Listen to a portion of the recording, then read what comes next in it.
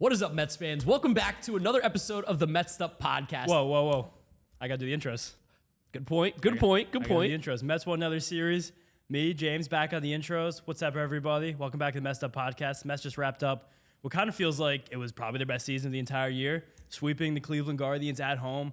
A lot of drama, lots to come from behind victories, some great starting pitching performances, lots of long balls like we all love, and we're going to get to all that in a second. But first, if you guys like what you're watching, like what you're hearing, follow us on all social media at Mets'd, METSDUP. Check us out on the Mets YouTube channel if you want to watch the video version of this podcast. And now to bring in Mark because, oh my God, that was amazing. Sweep, yes.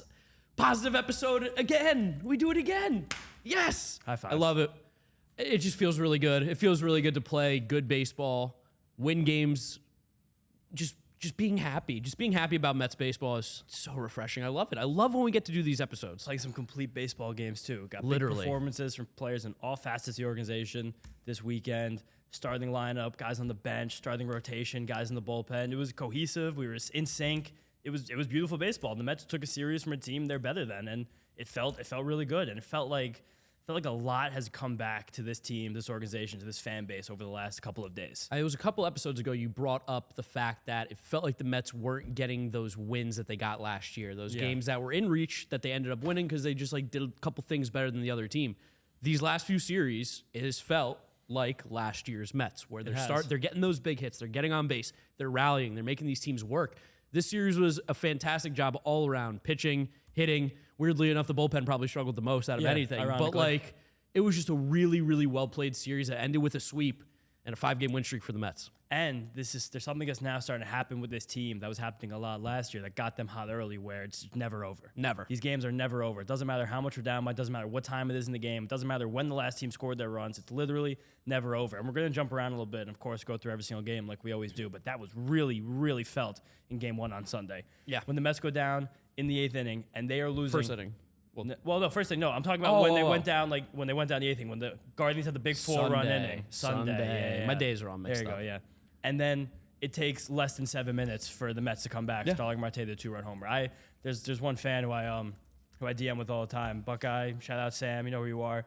He literally sent me a message and was like, "Wow, Mets blew another one." And then literally, I didn't answer him. 7 minutes later, he said, "Oh my God, the Mets are back." And I was like, "All right, man." It took 7 minutes. We just came back from a luncheon. I was watching the game back home in New Jersey. Drove back for Sunday Night Baseball. Had to be here for the recording, knowing there was a sweep on the line. And just a great pitcher's duel. Oh, of course. An ace-off. Verlander versus Shane Bieber. Shane Bieber. That was good. It's been a long day. I've been up since 8 o'clock. But the ballpark since 12:30. Yeah, that's a lot of baseball. A lot of baseball. But yeah, Justin Bieber on the mound. No, Shane Bieber. We got to see some Cy Young guys today. That's why I know you were especially in the ballpark. Oh, you were some pitching matchups you had to see. Max Scherzer versus Tanner Bybee, another ace-off. Yeah, I mean, it was really, really nice. But yeah, when they did go down in Game 1, my mom came into the room and was watching. It was me and my dad watching. She came in, they gave up the run. She walked out immediately. She's like, I know the way. Knew what to do. I know how this works. I'm just gonna leave. And we're like, it's not you. Don't worry about it. She goes, nope. I got to do this. I came in. They started playing poorly. Starting Marte right back. But we should probably start it off with Game 1. Yeah. And Game 1, there was a lot to talk about, but also similar to how we kind of talked about some of the exciting wins against the Rays. There was a couple different things to talk about that aren't really super related. Just get out of the way. We got to talk about Carlos Carrasco. Let's do it. Because he did come back after about a month on the shelf. And he gave up a 3-run home run to Josh Naylor in the first inning, which tipped the cap to me. Major jinx right there. I said the Guardians have the least home runs in all baseball, and they come out the first inning of the first game and smack a home run. Did it in Game 3 too? Yep, they sure did. And it even hit another big home run in the late innings of this game. Got basically most of the runs via the long ball. It was unsightly. Now Carlos Carrasco this season, similar to his first year with the Mets, 2021, the 13 ERA in the first inning. It's not great. No. It was something that has plagued him before. But while he did give up a few more runs on some dinks and dunks later, there were a lot of things that actually I think were at least mildly encouraging about Carlos 100%. Carrasco here. I mean, I sent you, while I was watching the game immediately, I was like, Carlos Carrasco just threw 94. That right there, the velo being up is really, really big for a guy like Carrasco, who we know his secondary pitches are not as sharp as they once were, especially, come back from the injury now too.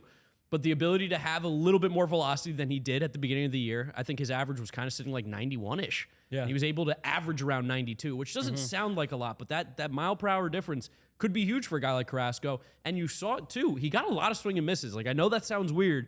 because I think everybody wants to say he had a bad start, but like you dive a little bit deeper and the fastball was really effective. The changeup was really effective. It was just pretty much the slider that he couldn't get any whiffs, but he did some stuff well. And he got to 80 pitches, and it was only 5 innings. And his velocity was ticking down as every single inning went off. And there was just a lot of guys on base, again, a lot of dinks and dunks. But the fact that fastball was 94 for at least a period of time shows me something's there. And we can't really forget that less than a year ago, Carlos Carrasco won 15 games. And this is not a wins podcast. We don't talk about wins. But at minimum, a win means that you pitched 5 innings and you didn't give up a lot of runs. Which is all we need. It's all we need. That's great. From the guy in the back of your rotation, that's incredible. And I do still think that Carrasco kind of has that. And you talked about the changeup. He really found that changeup as for the first inning, especially against left-handed batters. And the Guardians have a lot of lefties in this lineup and a lot of switch hitters. Yeah. So as a righty, you're facing a lot of lefties. And he got 5 whiffs on it, and he was really finding the edges. When in the first inning, when he really was getting guys out was a bit of an issue, he wasn't getting the edges with that changeup. He only threw 2 in the first inning also, and he started throwing a lot more the rest of the game. I'm going to send Vito 2 images so you guys can see the side-by-side of Carrasco against lefties in the first inning and Carrasco against lefties the entire game. And you'll see how many more changeups and how many of those were really dotted on that low out corner right there. And I think that was a good thing. And I don't know. I think there's at least still a pitcher we need in here, and that's someone who's going to go out there and pitch. That's important. I feel optimistic, which sounds weird after a start where you give a bunch of runs like that, but For sure.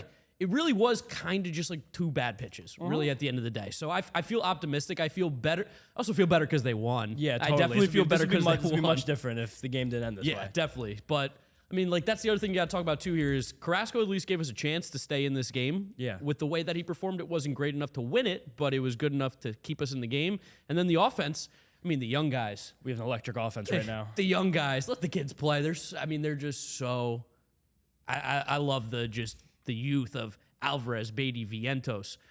It's incredible to watch these guys play day in and day out. These guys are teaming with swagger. They have like a real vigor. They look like having a lot of fun out there, So much with each fun. other and the rest of the team. They're happy. They're smiling. They're doing celebrations on the bases again, finally. Yeah. Like, I feel like the first month, we didn't see any of like the slap ass, or I think Pete did like a little wiggle. Yeah, he did a little arm thing. He's been, making some gestures. You know what else Pete's doing? You've noticed it, right? I mean, listen, Francisco Alvarez has so much tea, it's just dripping to the rest of the team. And I think Pete Alonso's caught a little bit of it. I've got one. Ready? This is the line for Pete. Thrust the process. What do you guys think? Oh my God, thrust the process. Yeah, that's right on brand with your horrible puns, John, but I kind of like it. John is ready to get into a new class of jokes, too. Yes. And that's like a perfect start of it. What do you I mean? think we should start doing that after every episode. Thrust Thrust each other after every episode. Every each other. I'm You know just. what I mean. You know what I mean. I feel like now it's kind of. Say it. Yeah, just say it. Well, John's about to be a father, so congratulations to John. That's really big news for him. So he's talking about thrusting and the whole new brand of jokes for him. Of course. Dad jokes. Back to Francisco Alvarez. Lots of tea. Got off topic. We sweep a series and we start to have some We're fun. having fun. We're in the ballpark. I've been here for like 12 hours. I'm not 12. I'm here for 10 hours. I'm getting delirious. Yeah, of course. But, yeah. It's Francisco Alvarez at bat for the home run, too. The Mets were down big at that point, and he was down 1-2 in the at-bat itself. And he looked at the pitch that was kind of a waste. He fouled off a couple of nice ones, and then he took one very close. It wasn't a strike, and he found the home run. And that felt like it really did kind of make everyone once again believe, like, okay, we're back in this game. And that home run was the 6th of Francisco Alvarez's career. And that's becoming pretty relevant because, as we say all the time in the show, How young is he, James? he's the youngest catcher in baseball. He's the youngest starting catcher in almost 30 years. he's the first guy since Joe Mauer is going to be on pace to get like even 100 plate appearances before turning 22 for a major league team. His 6th home run now puts him one behind Joe Mauer for the most home runs by a 21-year-old. Second most. But since 2000. Oh, okay. Second most since 1990 because Pudge played like 3 full seasons before he turned 22 years old because he's one of the greatest catchers of all time. But it's every single day it gets crazier and crazier what Francisco Alvarez is doing on a regular basis. At the plate, his power, the plate discipline, defensively, even just like what he's showing right now is just a player in a clubhouse and a dugout. And we felt it when we interviewed him because we went to Brooklyn 2021, got interviewed Francisco Alvarez. Shout out Ernie for being our translator. Let's go, Ernie. Great.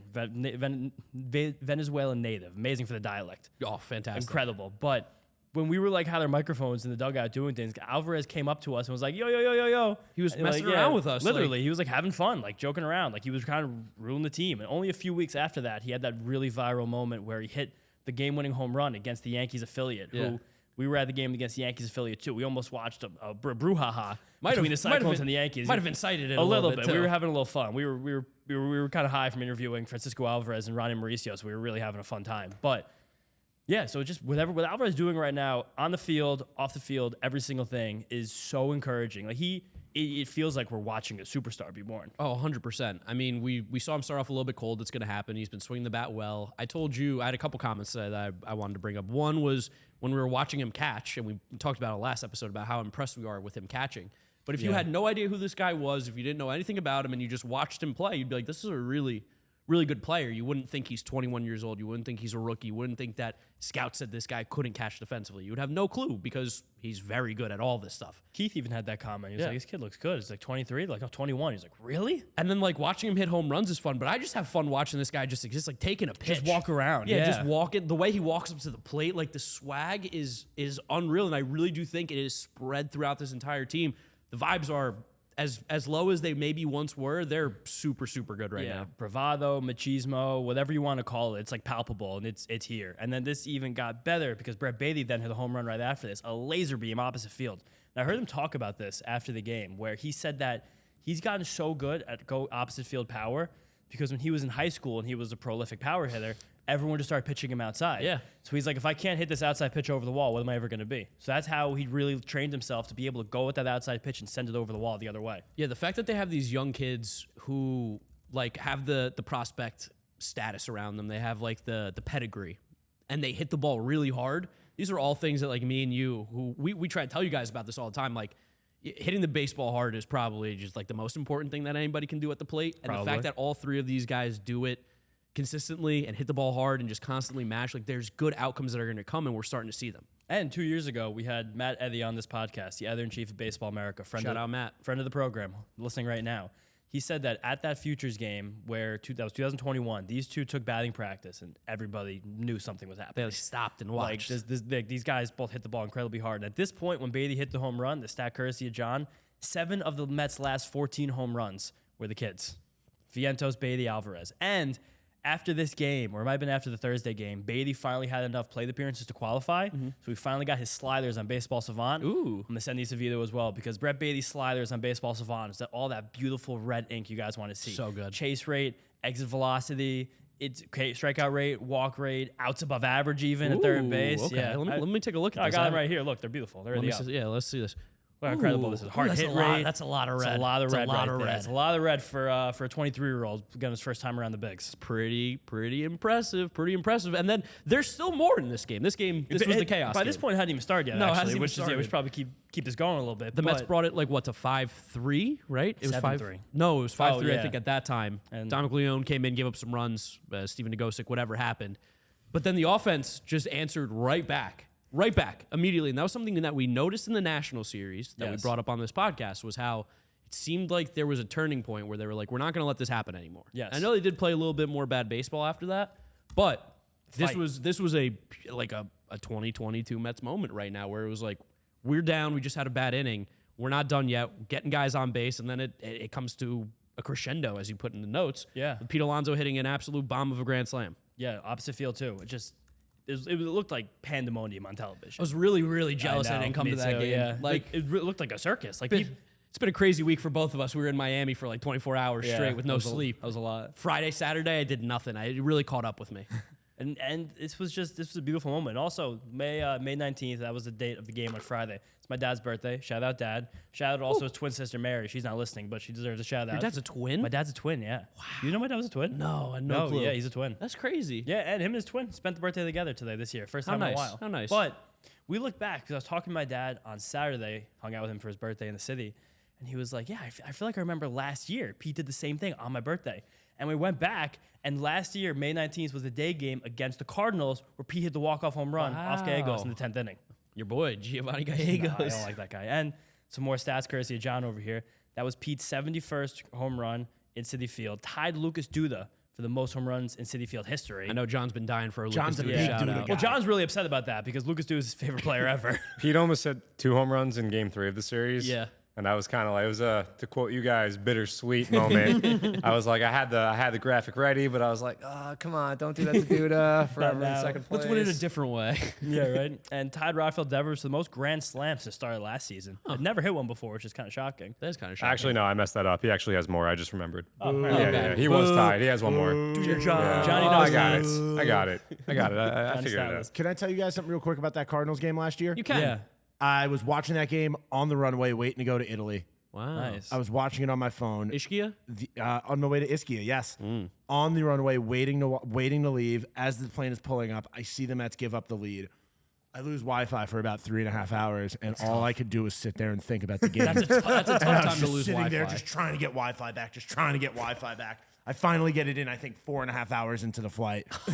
I see the Mets won. I start going crazy. Let's go Mets. Let's go Mets. That's like that moment where you're like, how much money would you pay for something that in your normal life is like really nominal? It's like, I'd pay $16 for the Wi-Fi right now just to see the Mets score. Yeah, Yeah. I paid for the full The whole high grade flight. Wi-Fi just so I can get that. I'm a update. big pay for the Wi-Fi on the plane guy. It really depends on like the flight for me. Sometimes I do, sometimes just like, not in the mood. Sometimes I hours. like to zone out. 3 hours is you shouldn't pay though. Too quick. Fly Delta. Yeah. Fly Delta. Delta's Yeah. giving out a lot of free Wi-Fi, and Delta's a proud partner of the Mets. I was about to say There it is. Their company man, Vito. No free ads, and there we go. Perfect. And then Drew Smith gave up a home run to Gabriel Arias Heartbreaking. in the 10th. Literally, also after I said he's been a good little player, but hasn't been able to tap into his power. So I really jinxed the heck out of all Unreal. this. And as the Guardians bullpen that I lauded, gave tons of credit to, is giving up moonshots to us left and right. And we rally hard in the 10th. Like Mark Vientos comes up, hits a big leadoff single. And you could really feel the difference of like a Mark Vientos ground ball. Where he gets square, that thing screams through the infield. Fast. Yeah. And Escobar, kind of one of the sneaky most important plays 100%. in this entire game. He pinch ran and stole second base. Huge. Yes. Huge. Yeah, like Eduardo Escobar, like give him credit, veteran leader, hasn't been playing as much since Brett Beatty came up. In the roles he has played though, has been phenomenal. Finding so many ways to contribute to this team. He's really, really been an unsung hero of the last like few weeks of this team. 100%. And holding his own at second base as someone in his 30s who hasn't played there in a long time. No, he's doing a really good impressive. job in the new role, and I love it. Yes, and then Alvarez ripped a single to bring him home, kind of take a little bit of the pressure off a little bit. Well, not really the pressure because it was still that tied the game. That tied the game. Yeah, that That tied the game. Yeah, The kid doesn't feel anything. no, it really doesn't. Oh, because Ventio's home run brought the ghost runner home. That was it. I forgot. Yeah, He's got the best tattooed on his neck. I mean. Oh, another stat from John right here. Alvarez, the only player in baseball this year with multiple game-tying hits with his team down to its last out. And he did it in 3 days. It's ridiculous. And he's With this- 21. he's gonna be 21 the whole year. His birthday's in November. God, he's so cool. Yeah, he's amazing. I love him so much. And then Lindor walk off against his former team. You can't write it better than that. Nope. Love to see it.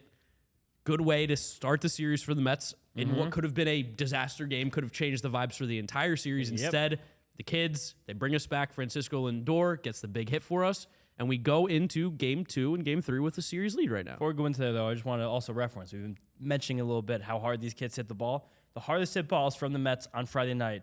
Mark Vientos, Brett Beatty, Francisco Alvarez, Mark Vientos. Like Those to are hear the 5 that. hardest hit balls. Yeah. Yep. And Pete Alonso exists on this team. And Don't he- forget. And the Grand Slam was the next one, and then Lindor right after that with his 5th inning double. Hell yeah. Oh my God, that was such a good win. I was so good. freaking out. I was losing my mind in a bar. it was- yeah. I was, Jersey City for celebrating my friend's birthday. I was on Discord with my boys watching the game, and it was a lot of yelling going on. Like my neighbors, because it was a little late too. Yeah. My neighbors, I don't think were too happy, but they'll have to deal with it. The Mets are winning Yeah. games. I'm going to be loud. I unwittingly walked into a bar that was like a Yankee bar. They had Yankee stuff everywhere, so every TV was Yankees except for 2 that were on the NBA game. And I go to the guy, goes, you have to put the Mets on one of these TVs. Did he? Yes. Okay. He did. Respect yeah. So I that. saw. Respect that. Saw it all. And it was Which one was perfect. better, that or Tampa? Rank them. I think Tampa was You better. can't rank two things. I wasn't You can rank true. two things. Pick one. Yeah. Fine, pick one, I whatever. think Tampa was a little better because we got the big home run, the 9th inning, And you know the what I mean? 10th. And the 10th, yeah, like And the that. 7th. That was like such more tight excitement. Yeah. Where this game, the excitement was a little bit more spread, and also we were in the ballpark. Yeah, we were in the so I ballpark, think I yeah. would have more fun. 5-run deficit here, though. Largest Yeah. comeback since the Philly game last year. Wow. That's pretty good. Good stat. I There feel he like is. this He's one was back. more. Yes, I didn't mess that one up. I feel like this one was a little bit more improbable, honestly. The way the game started, too. Like, you're down 3-0 in the first inning, just like that 3-0? off the bat. You did not just say 3-0 and think we weren't going to bring I've it been up. John's ready for the football game at City Field this week. I was watching Premier League in the morning. I've been up for a lot of hours now. West Ham loss for Arsenal. leads. Tough loss for Arsenal. That was a fun one. I mean, that was one of the best Mets games I've ever been to. I was going This I'm one, jealous. the Cleveland game? on Friday night. Yeah, Friday Cleveland night, game. Friday night Cleveland game. I was Yeah. sitting next to my fiance. I'm not gonna lie to you. I was down in my feelings. I was sitting there. I was just staring at my phone. I was like not feeling good. I was just like, whatever. I was like, you know what happens? This stuff kind of happens sometimes. And she was like, no, don't give up. They got this. We're gonna come back. Positivity, man. Manifestation. Manifestation. And also, I think Wednesday was a little different because like we were staring down the barrel of what was like seemed to be a team like falling down, falling apart. 100%. And this one was like, all right, this game won the series, and next 2 games are Scherzer and Verlander. So Yeah. it did feel like a little bit different in terms of like a series. Yeah. What was crazy for me, Cleveland entering this series had in their games total, their total runs per game scored and allowed were 7.7. Well, they lose or win every game by 1 run. They have the most one-run games in baseball. They now have 22. But like their games are just so low scoring. And we talked about that in the pregame. Yeah. And then all of a sudden you play this 10-9 just barn burner back and forth, just like nothing like you'd expect. The Mets are bashing homers all over the place. Cleveland had what, 2 or 3 that night? Yeah. Homers, Two. two homers. I mean, it was just the most unexpected. I don't know. They're tough. Two obviously great. Johnny's ones. stats got in my fiance's head because she was up there sitting in her seats quoting John's stats that he said to her in the control room before. She was like, I don't know, man. You know, the only thing I'm nervous about is John did say this team doesn't give up a lot of runs. Oh, you know, you gotta listen. You gotta listen. Everybody loves Johnny Stats. When he's on fire, he's money. We're also ridiculously on a 5-game win streak where the bullpen's been like hit or miss on certain days, and they're all by 1 run. Yeah. It's crazy. Every game. I think every game is going to come from behind victory. We're as like well. John's Marlins. Well, I mean, we'll talk about that later. I mean, we don't even have to talk about them because we're not going to play them until September. So that's Fine. I mean, I'll update you every series. They continue to win. Oh my God. Shall we move it on to the next few games? Yeah, here? We got I'm some rain ready. because, of course, Yeah, Mets have to play a can't doubleheader. be that easy. No. We can't play 3 games in 3 days. Well, 2 games in 2 days, I should say. Yeah, We we can did play. play. We did play 3 games in 3 Yes, days. technically That's exactly what speaking. happened. You were here for game 2. I was a here little for bit game busy. 2. Walked the people through a little bit. I mean, Scherzer on the mound looked fantastic. Game 2 was fun. Just shout out your organization as a whole because the Francisco Lindor, real grass, like blue hair. What's it called? Growing grass? Like, what's the technical term? Growing grass? Growing grass. Yeah, It's- growing. I would just the best thing to compare Grass. it to is a chia pet. That's what Yes. I told my mom, yeah. The- Jealous the- I didn't get one. The grassy bobblehead with the blue hair was a piece. Yeah. The stadium was rocking for that bobblehead. Like, this was one of the, like, you could really hear and feel the stadium, like, from the first pitch, which that was cool. Good promotion. Fans seemed to love it. And packed house on a Sunday. But Scherzer really gutted out 6 scoreless innings. Yeah. Like, he really bared down and got to one. Talked about a callus on his thumb after the game that had split, and he said that was why his velocity was a little down.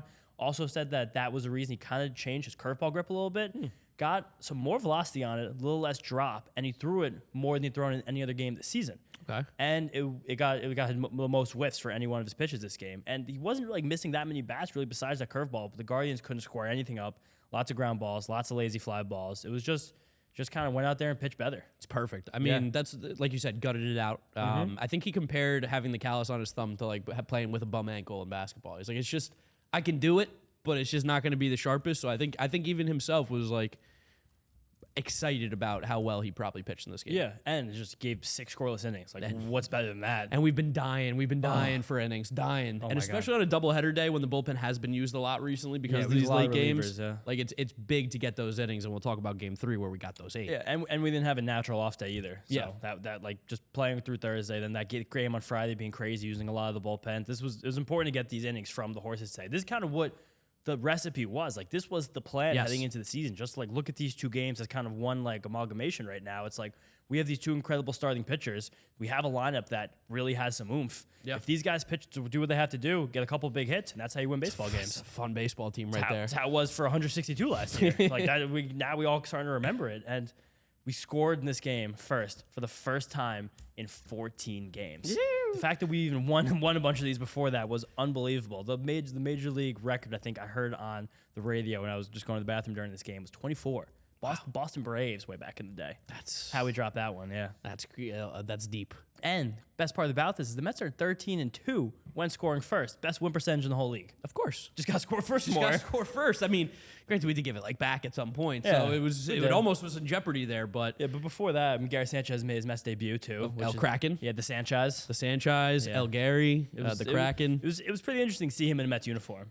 Yes, something that I never thought I'd see, Never just would've because imagined. I couldn't imagine a world where Gary Sanchez wasn't like the franchise catcher for the Yankees, just with how hot he started. But I mean, he takes a hard swing at the plate. Let me tell you, he takes a hack. He got the ribby. That gave us. No, he drew a walk before the ribby, Yes. I believe. Yeah, but he was instrumental in the ribby process. Did get thrown out of home plate on on a Ballsy send. And he tried to knock the ball out. I give him credit for that. He was really close. A good slide. Yeah, it was. Got the knee in the chest. But Vogie also has been catching a lot of heat. He got on base 3 times in this game, scored the run. We put a pretty nice game together. Brandon Nimmo hit the longest home run he's hit in his career at home, 442 feet. Longest ever in his career, 449, but that was in Coors Field. So I'm going to make the executive decision not to count it. Or just knock 10 feet off it. So this was now the longest home run of his career. Onto the Shea Bridge. Dude, shout out to talking to my dad, because when this happened, my dad was like, oh, he's going to go yard. Like, I got that feeling he's going to be aggressive.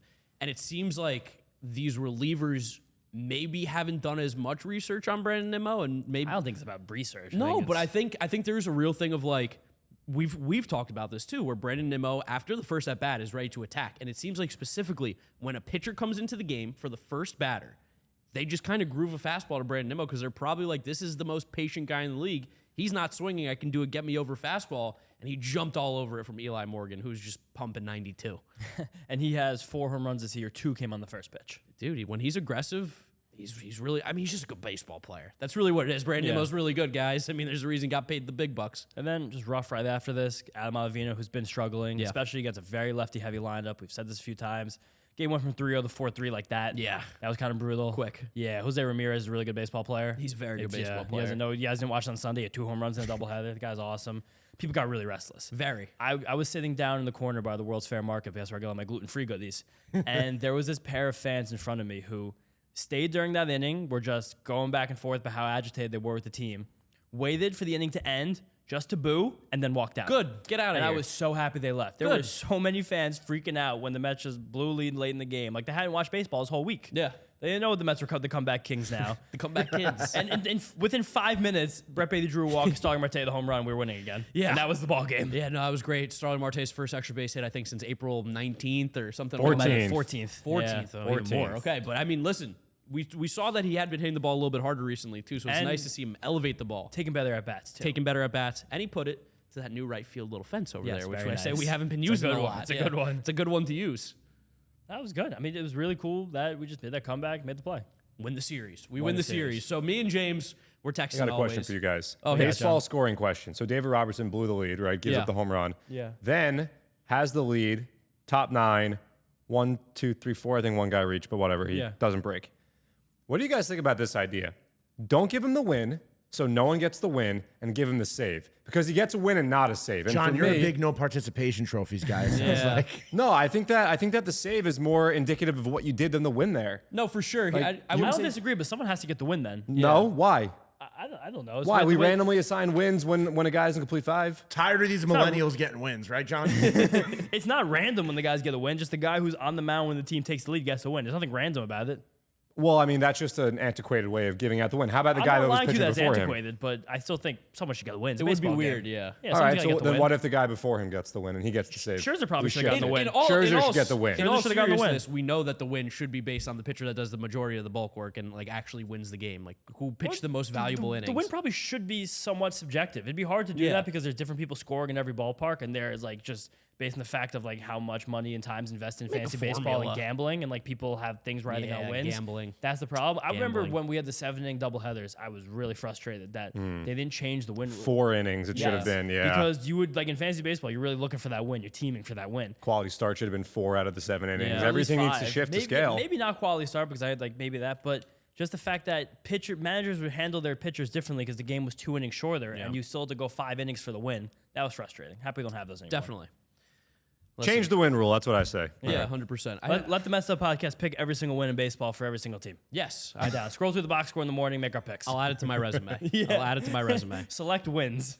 Game 3, your boy drove in. I haven't drove to a Mets game Probably a while. probably since pre-COVID. You came from home?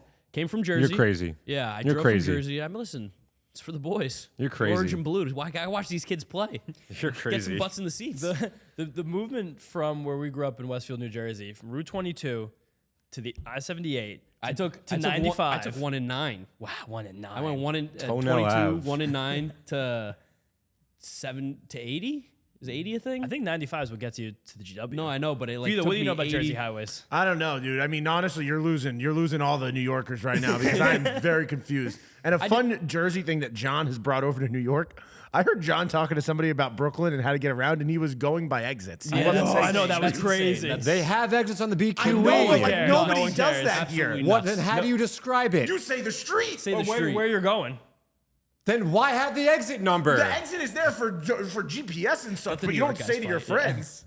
That's ridiculous. No, That's absurd. you're being You can't say ridiculous. that You're you being can't the say street that. name's not even on the sign. It's just a number and no words. Let the No, it's people fine. decide. Yeah, let the In people New York decide. City, do you ever go by an exit number, or I do don't you know just one say a exit in New street? York. I know Could- 0 couldn't- exits. I think I know the one. My BQE exit is Metropolitan Ave. I actually couldn't- don't even- If you gave me 7 guesses for the number, I have no clue. I'm not going to say my exit because I don't want to dox myself, but I thought my exit was number 1, but I think it's like 20 something. I go by the street number of the exit. Yeah, I go by the name. 100%. I go by the 100%. name. Jersey, The name's not Jersey, you even go by the exit number. Yes, it is. In Yeah. Brooklyn, it's Metropolitan. It's whatever. It's not 26. McGinnis. Whatever. McGinnis. 26. All right. Hamilton Ave is number 26. John's I know lived in the that. city I for know a few that. months. Let He's the still people learning. decide. Yeah, let the people decide. Yeah, but- I drove stuck in a ton of traffic. It was horrible. GW, the Grand Central, it's chaos. Yeah, it was chaos, but it was nice to drive a car again. Yeah, That's probably- all I yeah, wanted. probably was cool to That's drive all a I car. wanted to say. Yeah. Park. Park, yeah. Park, it was nice and easy. I got a great spot. Nice. Great spot. Great gotcha. spot. Great spot. Great spot. Let's talk about Justin Verlander. Justin Verlander, man. There he is. Exactly what we needed. This was incredible. 6 days after leaving the stadium to booze. Yeah. He threw 8 innings, 5 strikeouts, no walks, which was amazing. I think Sick. only about 5 hard hit balls.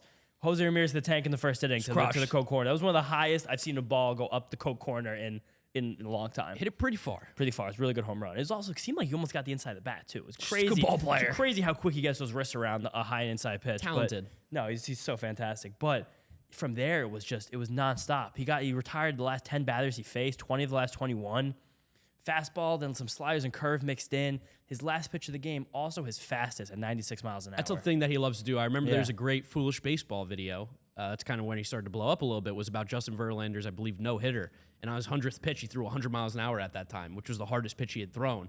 I mean, that's just superhuman stuff. You don't really hear about pitchers gaining velocity in a game. No, and that's just a superstar doing his thing. Longest outing by a Mets starting pitcher this season. This is a big one from John. Love this stat. First Met, age 40 or older, the complete 8 innings since.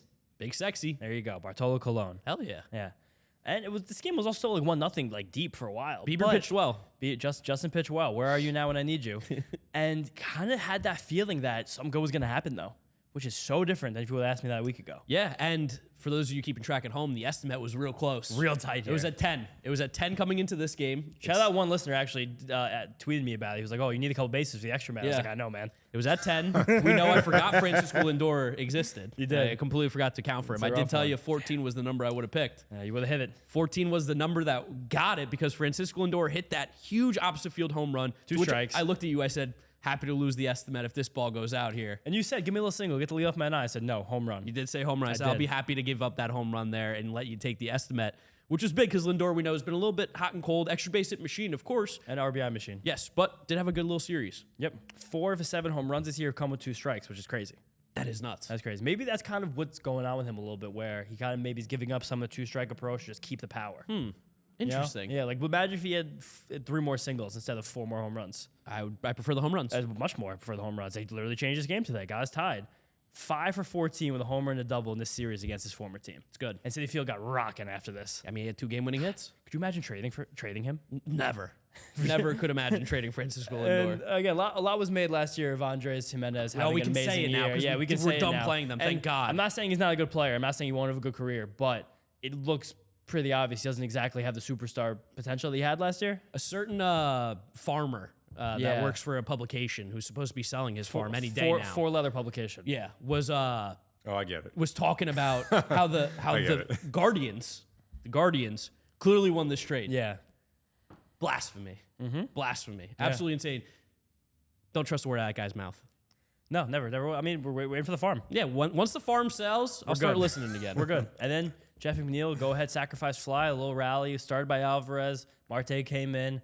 Razor thin pickoff moves right there. Wow. Bieber has a good one. Bieber and Bybee two of the best moves in baseball from the right side. That feels like gotta something say. Terry Francona would really Yeah, love. love pickoffs. Love a good pickoff. But we also saw the new rule come into play because Bieber burned both of his pickoffs against Marte. Oh. Yes. And then the second he burned them both, Marte got his jump. Lindor swung on the pitch. Hit and run. Yep. Vacated the hole. And then we got the first and third right there. And then that was it. Manufacturing some runs. That's the old school way. OS for life. OS for life. Gotta shout out big time Tommy because Tommy Pham was hitting the ball, scorching the ball into the ground today. The guy just really, he can't buy one. It's making me so annoyed. Gotta do it the old school way. OS for life. Hitting the ball too hard. No, we had 12 hard hit balls against Bieber. Yeah. 12. We were hitting balls hard, everything. Nimmo had 3 himself. Pham had 3 himself. Like, God, we were right on him. And we only got the 2, but 2 is all we needed. And also we gotta shout out the tea master, Francisco Alvarez, got the inning started with the hit too. Dripping in tea. Dripping in tea. So much. And then 9th inning, after Justin Verlander gives us 8 spectacular innings, we go to Brooks Raley for the second time in the day. Impressive. I can't remember that happening too often. Lefty heavy lineup. Really cool that he was able to do that, dig deep, and get this team this win. Good process. Good I got process. some good names Trust the for you. process. I got some good names. Throw it. The last pitchers happened in the same game, actually. Last Mets pitchers to pitch in both games of a doubleheader. 2017 Mets. So boy. Start thinking. Drew Gagnon. No, he was 2018. Okay. Yeah. Good name, though. Good Bad- name. bad pitcher. Solid. Good name, though. It's 2017. I can't remember. 2017. I can't remember this bullpen right now. How about One was a mainstay in the Met bullpen from like 14 to 17 or Jerry 18. Familia? No. But in that same... From 14? Hansel? I'm a big Hansel guy, by the way. he's- Hansel always had some juice. Hansel was big good. stinks. Yeah. But he always Lot of tea, though. Lot of tea. Lot of tea. And he threw hard. Oh, yeah, he did. The other, Josh Smoker. Oh, Hadn't happened since then. We've Yeah, seen I mean, a that makes smoker sense. jersey. Yeah. This is a rare feat. Especially with all the double headers we played recently. That's actually shocking. But yeah, huge from Brooks Raley. Yes. And he made the just nifty little backhand flip. I mean, what a play. Great day to be a Brooks. Shout out Brooks Koepka winning the PGA. But Brooksy, baby. Brooksy. That was a beautiful flip right there. Also, that was off of Quan, I believe. Yes. He gets down the line really well. Speedy. Yeah, and not the guy you want on to lead off an inning when you have a 1-run lead. Also, Huge. shout out to the Mets attacking the Cleveland Guardians' weak arms in the outfield, Yes, all specifically the series. hardo that is Miles Straw. Yes. Couldn't make a throw. It can't reach. No. And I mean, Brooks Raley's been hot since he came back, too. He had just a couple bad outings, but 1.38 ERA in his last 15 appearances. Guy's been a really good addition to this bullpen. It's just a great way to end a fantastic series. Best series of the year, I think, for the Mets, without a think doubt. it was, too. Because this is the second sweep since the other one was the A's, but that doesn't really count. That doesn't count. That doesn't really count. Not the same. No, I got to buy Mark a steak for that. Yeah, It's going to suck. Gonna be eating good in December. You giving up? You've given up? Basically, I mean, It's over. Nationals are playing good baseball too. The A's are on a 35-win pace. Yeah.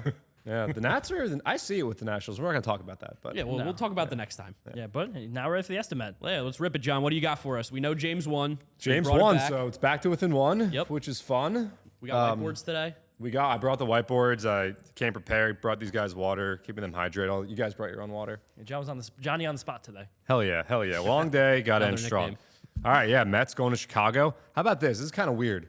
All 3 games in Chicago are night games. Is Yeah, that even Mark said legal that in before. Wrigleyville? I hate it. The Is it Cubs legal? are famous for playing day games. I know Vito does not love Sorry, that. Vito. Don't love that. It's gonna be a late night on 8 Thursday. o'clock Thursday game. Is You know, tough. they're playing extras on Thursday too. It's gonna happen, especially because I'm guessing John's about to bring up how the Mets perform at Wrigley. Vito, 4 Nah, no, today. it's This was irrelevant. 100% for you. I never said this game is flying. He did. I said it every inning. And guess what? Game 2? What's wrong with you? Do you know how long game 2 doesn't was? care about you. Even me saying this game is flying? Can I And- guess? Yeah, go ahead. 2 hours and 7 minutes. 6 minutes, but where'd you see that? Did you say the game is flying? The Francisco Alvarez night? Yep. Yeah. I sure Oh, it did. was I mean, that was a flying. good one. That That was was, a I good know. one. I said we need to slow this down. Yeah, you did. Oh, Friday night, I got to my seats at like the 5th inning, and I was like, I basically It was 8:40 in didn't the see 5th this inning. game. It was I like, 8:40. I didn't see this entire game, and then somehow I saw it entire game. Yeah, tonight's game, that being so short with extra long inning breaks even. Yeah, The national clock is baseball. set at 2:40 for a national game. Incredible. Anyway, back to estimate. Chicago. Here we come. Deep dish sucks. Portillo's hot dogs aren't. I don't eat them. They're bad for you. All right. You don't like pizza Portillo's either. is pretty good. No, I like pizza, but deep dish is not pizza. Deep dish is lasagna. casserole. Deep It's dish is good casserole. for what it's good for. It tastes good. Yes, casserole. it's not It's pizza. just not pizza. John, Yeah, you don't and like we pizza, that. and you know It's you've okay. said Just that. like Domino's. Isn't I mean, pizza, it but it's tastes all right. good. I just don't partake in it.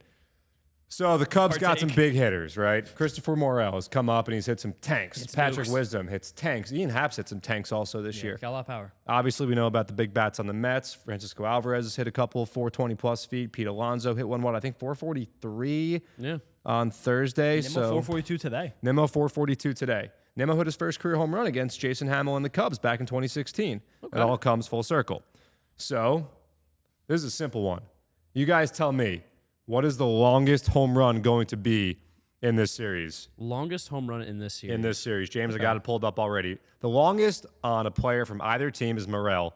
He hit one 461 feet. That's so far. He's only been up for like 2 weeks. Too. Yeah, he has been. He's really on fire. Yeah. Oh, Pete hit one 446 on Thursday. His bomb to straightaway center was 446. All right, I got my guess. Tommy Phams hit a 433-foot homer. Francisco Lindor hit one 439. Brett Beatty hit one 430 against the Braves. I got mine too. All right, ready to roll? Yeah. John? 3, count. 2, 1. Bang. What do you... I got 429. Oh, 420. Wow. Nice. Nice. 420. Cool. I think that's a good number. All right, so now we're over under 424 and a half. Yeah. All right, Can't have a tie. cool. Can't have a tie. 425, you win. Yep, 424 and a half. 424 or lower, I win. I've been over all these. You've been under all these. I know. What's happening? It's weird. Yeah, it's very It's been different. 2023 is a weird year. Yeah, it's been weird so far. We're not on our groove yet. No, not yet. I mean, the Mets just started winning, so Yeah. we'll get back. It's okay. It's only May. Should we talk Nice. about David Peterson real quick before we preview the next series? Yeah, I want to talk about him briefly. David Peterson on a day where Tyler Glasnow and who else was the other guy who pitched in the AAA today? Oh, it was Glasnow and someone else quite yeah, good. he was good. Who was it? Who was it? You like him? Yeah, I do like Gavin Williams. Gavin Williams. Gavin Williams, one of the best prospects in baseball. Tyler Glasnow, one of the best pitchers in baseball. All through starts for their respective AAA teams today. David Peterson had the most whiffs in the entire league, all AAA. We're pro David Peterson here. 22 whiffs through 8 innings, had 9 strikeouts. He pitched against the Norfolk Tides team that has the most runs scored in the entire the Eastern League, right? Eastern, I believe. Eastern League. Colin Cowser didn't play, though, as a lefty, against a lefty, but his slider was a little bit tighter and had much more drop, and he got a lot of whiffs. And again, he got through 8 innings and 9 strikeouts. And Mark and I looked a little bit at comparing some of his mechanics versus last start. His hands were tighter. His stride looked a little bit longer and looked a little bit bigger backswing on his follow through. So a little more athletic. Want to see a couple more stars from him down there. Want to see him find his consistency and get back and help this team because we know he can. Those hands were back to being high and just staying there. And I love to see that because his hands are moving a lot. So good stuff from David Peterson. Really good. That's our brief little minor league talk there. Touch on David We're Peterson. due for a minor league recap. We're waiting for when something isn't great. we were honestly going to last week, but then Mets started being fun again. So we're back. So we're back. Let's go ahead and preview this next series against the Cubs. John talked about it. We got the 3 night games out in Chicago. Great baseball town. I think they're all 740. I'm on the schedule right now. I'm going to double check. Great baseball town. Yeah. Wrigleyville, if you have a chance to go out there, Incredible. is an absolute blast. Shout out the Cubs. Just a fun little organization. Good organization. 30th anniversary of Rookie of the Year. Wow. And who was the villain great in that movie. movie? He was a Met. Mike. The Mets. Yeah, the Mets. Yeah, And they he's were. still alive, too. We looked. And he was really? He's not. I was wrong. Are you serious? I was wrong. How do you mess that up? I looked up the wrong guy. that's tough. The wrong player in the wrong. There was many Mets players in the movie, but You told me he was alive with conviction. I know. And I was pitching something that. And then you never followed up and told me that you found out after the fact that he wasn't. Guy, you should get the picture in here if you can. He's probably the most well-cast movie character of all time. Yeah. Just a big, burly power hitter. Was he the one who was a pitcher too? I think No, I don't think so. well, there was some guy who ended up being like a hitter villain in movies. Might have been Parkman. Maybe that's from Major League. No, Parkman was a catcher. Okay. Jack Parkman, Major Jack League Parkman. 2. Yeah, but I think he was a real pitcher. Oh, and he ended okay. up being a movie guy hitting. I'll look it up right Yeah, now. look it up. Rookie of the Year. We're going to rank things here. Rookie of the Year, Little Big League, Angels in the outfield. Oh, that's easy. Rookie of the Year, Little Big League, Angels in the outfield. Whoa. I'm 100% with you on Yeah. that. Ooh, I don't even, no contest I'm anywhere. Rookie of the Year.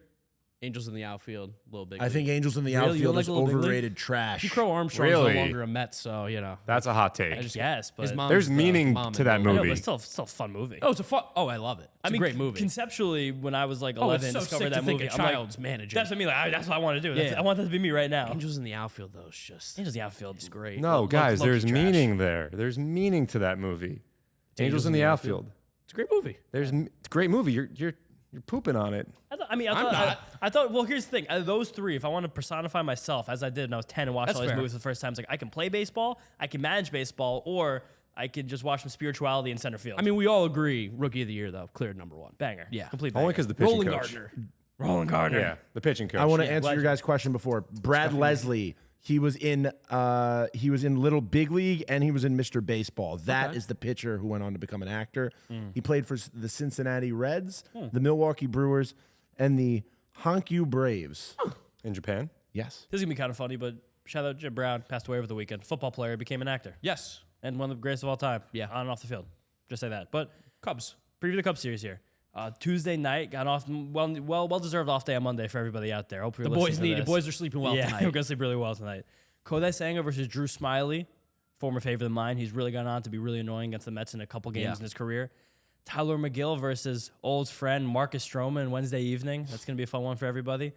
And then third, because we missed him last year, right? Yes. Or maybe we might have called him once, or we missed him I both. don't think we got Stroman. I don't think we did either, yeah. He was hurt a little. And then Carlos Carrasco versus Jameson Taillon in the last game of the series. Tyone has been getting hit. Not been very good Got so beat far. up in Philly. That's all we can say. That's all we're going to say. His stats that he already has have not been great. Stroman actually has been good. Yeah. He's putting together a nice bounce back He's a good season. pitcher. He's He a good is. pitcher. Whatever you want to think about him as a Met fan, that's fine, but he's a good pitcher. Yeah, and there's a good chance we miss Cody Bellinger in this series. He's on the IL retroactive at the beginning of last week, so I think actually we'll miss him every single game. But he's having huge bounce back season. He looks fantastic again. Seiya Suzuki's a good ball player. Suzuki's awesome. Ian Happ's a good ball player. Patrick Wisdom hits the ball hard, but he also swings and misses at an insane rate. We know all about Pretty Boy Dansby. Pretty boy Dansby. I can't stand. Oh, God. Gorgeous head of hair. I But really don't want to look at that guy on my TV. Actually, James Swanson is his name. James Swanson. Yeah, James Swanson. We'll Call him by his Dansby. real name, Yeah. James. Nico But Horner's a damn good ball player. He's just a baseball player. Yeah, he makes Does a great lot of plays in the things field. well. And Christopher Morel, he's like their Francisco Alvarez guy. Christopher Morel he's a lot older now. For but I sure. think he's like but 24. He's got the vibes. He's got the vibes. Christopher Morel just goes up there and takes hacks. And throws the ball 104. And really fast. He's like an athletic specimen playing baseball. Say Suzuki's sneakily become one of like the more underrated players in the whole league. Very I think good. he's fantastic. He Very walks good. a lot. He just strike out a little bit, but he makes a lot of quality contacts. Got 5 home runs this year in 33 games. He's a really good baseball player. Their bullpen, it's a bullpen. It's a bullpen. It is a bullpen. Their bullpen is a bullpen. Didn't they just get rid of Michael Fulmer? They may have. I wanted to shout out one guy in this bullpen who actually just got called up a week or so ago. Jeremiah Estrada. Jeremiah Estrada. I told you about him in the offseason. You did. He has a crazy story. He pitched like 14 total innings in the last like 5 years just from a series of arm issues.